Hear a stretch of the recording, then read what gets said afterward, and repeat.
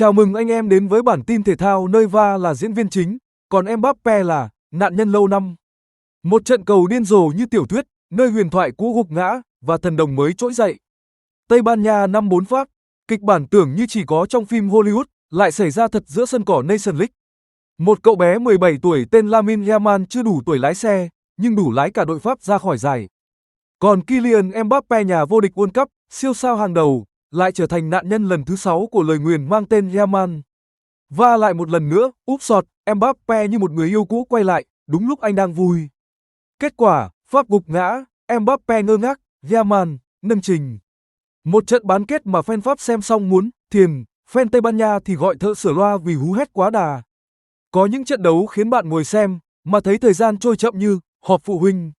Nhưng cũng có những trận khiến bạn chưa kịp uống xong ngụm nước thì lưới đã rung và đã kêu, Mbappé đã lắc đầu, còn Yamal thì lại ghi bàn. Và vâng, Tây Ban Nha Pháp ở bán kết Nations League chính là kiểu trận khiến chúng ta muốn hét lên với hàng xóm. Ê, có coi chưa? Chưa thì coi đi, coi liền, coi lẹ. Một trận cầu 9 bàn, đầy plot twist, căng thẳng như phim Christopher Nolan mà không cần hiểu nội dung, chỉ cần xem, bóng bay vào lưới. Yamal hóa người hùng, Pháp hóa nạn nhân, Tây Ban Nha bước vào chung kết sau trận đấu đủ sức làm hỏng tim người xem.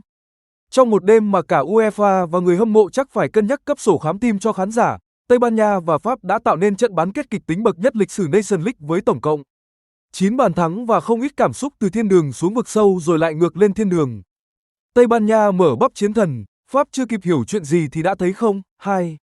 Ngay từ phút 12, theo Hernandez khiến fan Pháp mừng hụt với cú sút dội xà bóng đi đẹp như bài thơ, nhưng tiếc là không vào lưới. Ngay sau đó, Tây Ban Nha khởi động máy nghiền bàn thắng. Phút 22, Nico Williams, người đàn ông mang họ như ca sĩ Latin, đệm bóng mở tỷ số trong một pha lộn xộn mà hậu vệ Pháp chắc vẫn đang tìm giày. Phút 25, Merino nhân đôi cách biệt bằng cú sút hiểm hóc. Thủ môn Pháp bay người theo kiểu mang tính thủ tục, bóng vẫn vào như bình thường. Fan Pháp lúc đó, trận này có VAR không? Hay là có chơi Mario Kart mà chúng tôi không biết? Unai Simon bật chế độ Iron Man và cũng tranh spotlight. Trong lúc hàng công Tây Ban Nha bắn phá, thủ môn Unai Simon bên kia sân bấm nút bất khả xâm phạm. Mbappé và Dembo sút mãi, sút nhiều, sút đủ kiểu, nhưng thủ môn người Tây Ban Nha vẫn nói không là không.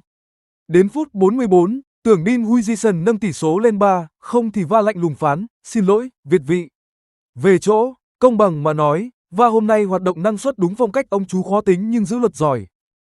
Hiệp 2, khi Yamal bật cheat code, Pháp thở không kịp. Phút 51, Rabiot phạm lỗi trong vòng cấm. Và từ khoảng cách 11 mét, Yamal lạnh lùng đá quả penalty đầu tiên cho tuyển quốc gia, như thể đã làm điều đó mỗi sáng trước khi ăn sáng. 3-0, 3 phút sau, Pedri ghi bàn thứ tư. 4-0, Pháp gỡ lại một bàn từ chấm phạt đền do Mbappé thực hiện, nhưng rồi. Phút 67, Yamal tiếp tục khiến người ta nhớ mình sinh năm 2007 với cú dứt điểm nhẹ nhàng mà hiểm hóc sau đường kiến tạo của Pedro Porro. Tỷ số 5-1. Fan Tây Ban Nha bắt đầu tính đặt vé chung kết. Fan Pháp bắt đầu tra Google nghỉ phép đột xuất bao nhiêu ngày. Pháp vùng lên muộn màng, Mbappé dẫn đầu, Yamal đứng coi. Tưởng như trận đấu đã an bài thì Pháp bỗng dưng nhớ ra mình từng vô địch World Cup.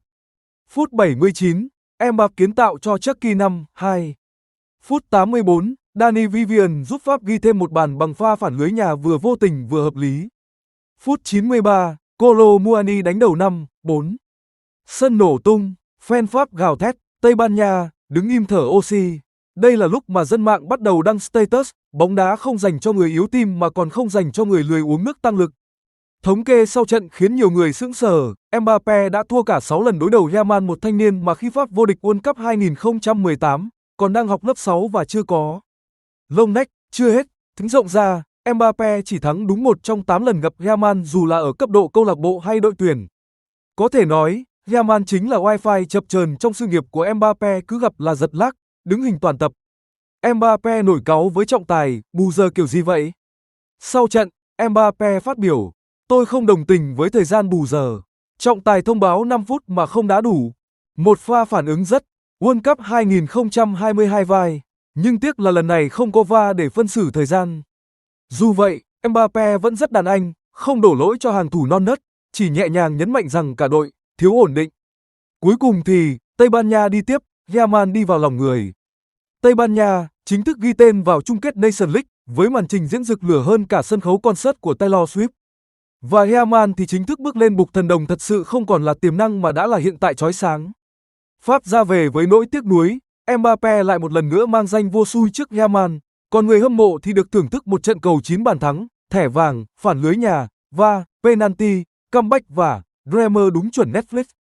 Và nếu bạn vẫn đang thắc mắc liệu đây có phải trận hay nhất Nations League, thì câu trả lời là vâng, và cũng là trận khiến nhiều người phải tra thuốc tim trong tủ. Với cá nhân mình, trận đấu này không chỉ là chiến thắng của Tây Ban Nha, mà là màn tuyên bố chính thức của Lamine Yamal rằng xin chào, tôi 17 tuổi và tôi đến để đá bay thần tượng của bạn. Còn Mbappé ư? Không sao đâu anh, thua ai thì thua, chứ thua người ít tuổi hơn con mèo nhà mình thì cũng hơi buồn thật. Nhưng thôi, cố lên anh nhé. Anh em nghĩ sao về trận đấu này? Liệu Yamal có phải là tiểu Messi hay là chính mình nhưng giỏi hơn luôn rồi? Mbappé có đang dính lời nguyền Yamal thật không? Comment cho mình biết với nhé.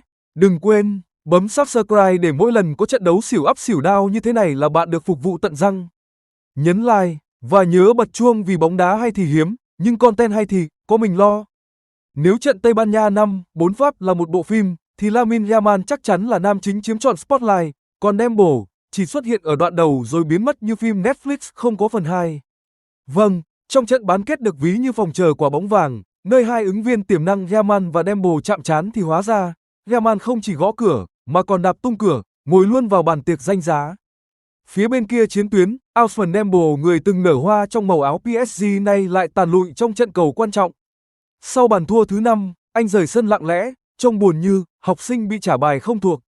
Nhiều fan Pháp thở dài, anh ơi, về PSG đá lại giúp em nhé. Ở tuyển hơi, lạc vai đó. Sau trận, huấn luyện viên Luis de la Fuente không ngần ngại tung hoa 10 đóa cho Yamal.